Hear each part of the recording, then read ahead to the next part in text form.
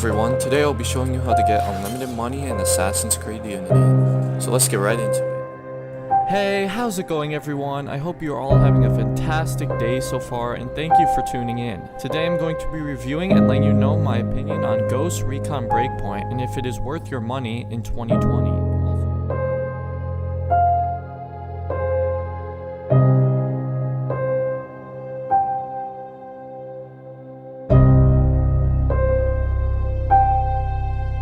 Wow, 1,000 subscribers.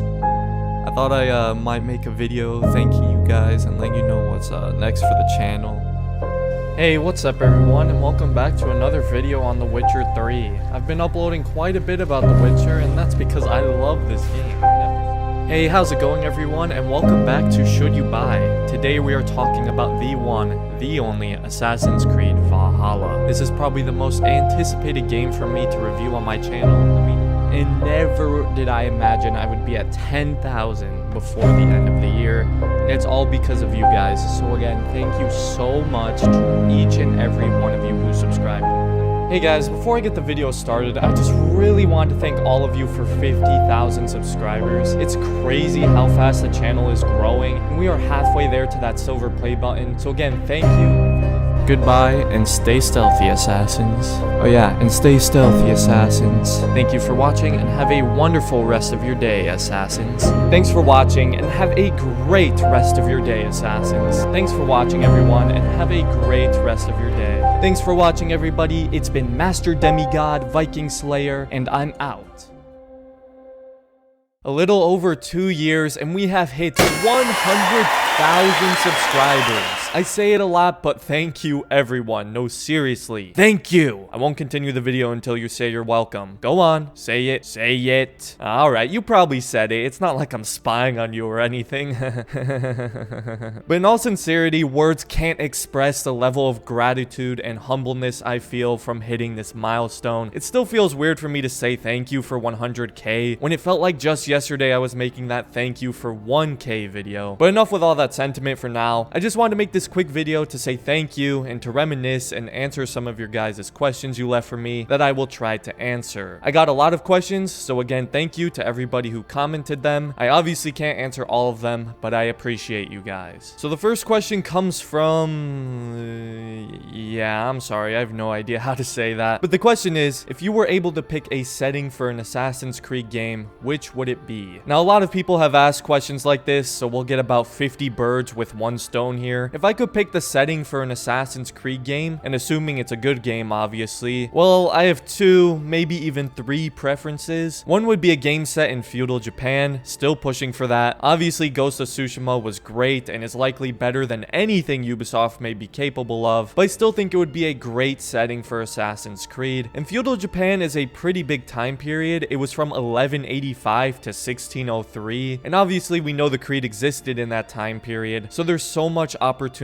for an actual Assassin's Creed game that's actually about the Assassin's Creed. Not to mention it's a very popular time period with all sorts of history and lore that Ubisoft could delve into. It just makes perfect sense. Plus, I always thought it was the most requested time period for an AC game, like even more so than ancient Greece and Vikings, so don't know why that hasn't happened yet. Ghost of Tsushima beat them to it. A second setting I also think would be very cool is a return to the Crusades, a game during the first or second Crusade, like right as the Hidden Ones have become the Assassin's Creed, would be really cool. And then obviously the war to retake the Holy Land would make for a great premise like AC1. This one is less likely to happen, but would still be very cool, especially in modern graphics. And the third one, which I don't necessarily know how possible it is, but I always thought an Assassin's Creed game set in World War I would be awesome. Obviously, it needs to be done in a way so that assassins with hidden blades actually stand a chance, but I mean, why not? We know the assassins and Templars existed during World War I, so I'm sure they both had their hands in the war to end all wars. But thank you for the question, and I'm sorry I don't know how to pronounce your name. This next question comes from Matteo Lefebvre.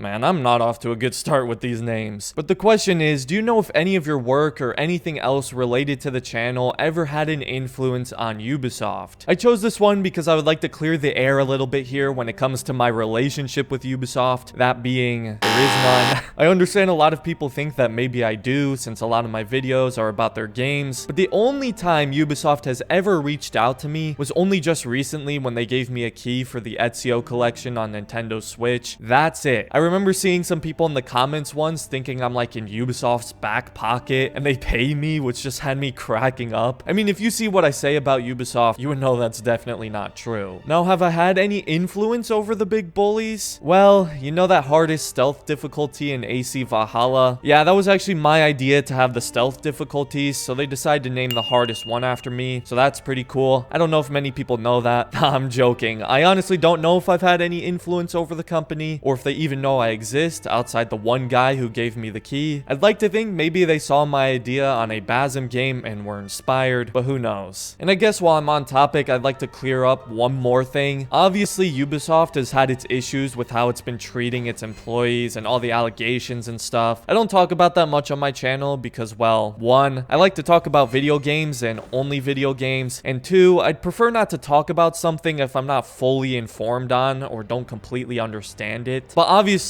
I don't support how Ubisoft or any of these major game companies have been poorly treating their employees. It seems to be an industry-wide problem that definitely needs to be addressed. I'm sorry I haven't spoken much about it. I know some people have been frustrated with me about that, but I'm a gamer, man. I just like to talk about and play video games, so I hope you understand. Anyways, thank you for the question, Mateo. We'll do one more question. Alright, I tried to find one that wasn't Assassin's Creed or Ubisoft related, and this one comes from Mixel. A pretty simple question. Aside from Ubisoft games, what are your favorite games? Well, since I've started my channel and I've really gotten into the single player genre of video games, my favorite games are much different compared to even a few years ago. The one I say the most and is very obvious for me is The Witcher 3. I've become really obsessed with The Witcher story and lore within this past year. I played The Witcher 1 and 3 with all the DLCs. The only game I haven't played is The Witcher 2, which I've already had for a while and have just been waiting for the right moment to play it. I really enjoyed the Netflix show, even if it has made some questionable changes from the books and games. It's still really cool to see all these characters and stories brought to live action. And I've even been reading the books. I already read The Last Wish and Sword of Destiny. I'm currently on Blood of Elves, and I've been loving it. And keep in mind, I'm not even a person who particularly likes reading. It's very rare for me to read a book in my free time, especially since I've graduated, but the Witcher books are just fantastic. Another game I'm very fond of and hope to replay soon is Red Dead Redemption 2, again for obvious reasons. Ghost of Tsushima, of course, is one of my favorite games of all time. It's everything I ever wanted Assassin's Creed to be, but better essentially. And then my favorite game from my childhood was the classic Star Wars Battlefront 2, and the first game as well, but mainly the second one. I have so many good memories playing that on the PlayStation 2. But yeah, those are just to name a few of my favorite games. It's really hard to rank them, and I plan on playing a lot more games this year, so we may have to reevaluate this list sometime. But thank you for the question, Mixel. We're gonna end this 100K special with a request from one of my subscribers, because it's only fitting, a montage of my favorite Assassin's Creed Odyssey moments on my channel, because Lord knows there's a lot of them.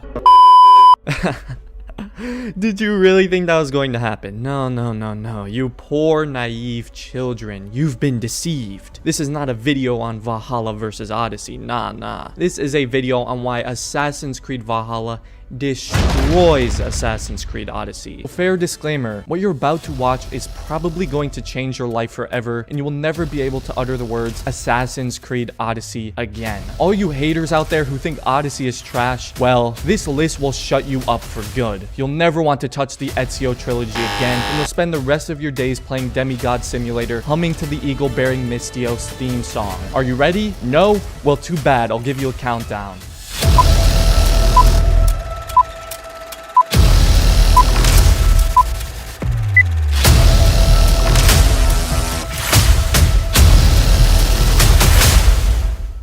So this is it, the moment of truth. The first thing Assassin's Creed Demigod did right is... the first thing it did right is... well, there's, you know, and there's, Oh, there's one part. Oh, well, there's yeah, no. Well, you know, it looks pretty. And then the bomb was dropped.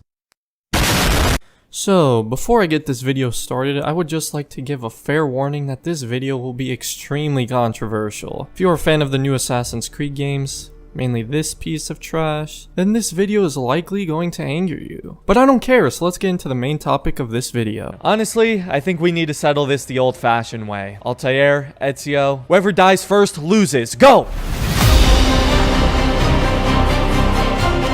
Oh, and it's neck and neck as they both brutally slaughter waves of incoming guards. Who will win? It's gonna come down to the wire. Oh God! No!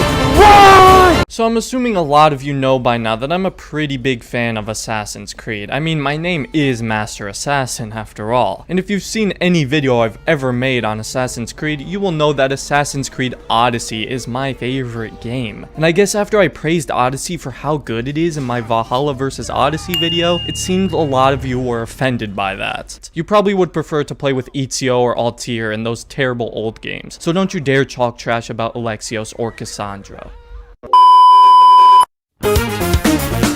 Thanks for watching. Actually, hold on. I almost forgot. I didn't make fun of Odyssey in this video, and I'm sure some people will get mad at me, so here you go.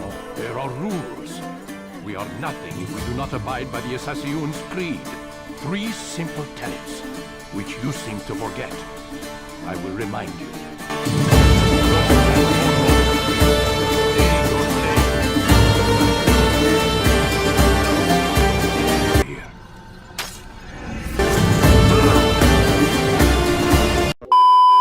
That's only just scratching the surface, ladies and gentlemen. But thank you everyone for watching, and thank you so much for 100k. This channel is easily my most proud achievement in my life so far, and it's only possible because of all of you. So again, for the millionth time, thank you, and have a great day, assassins.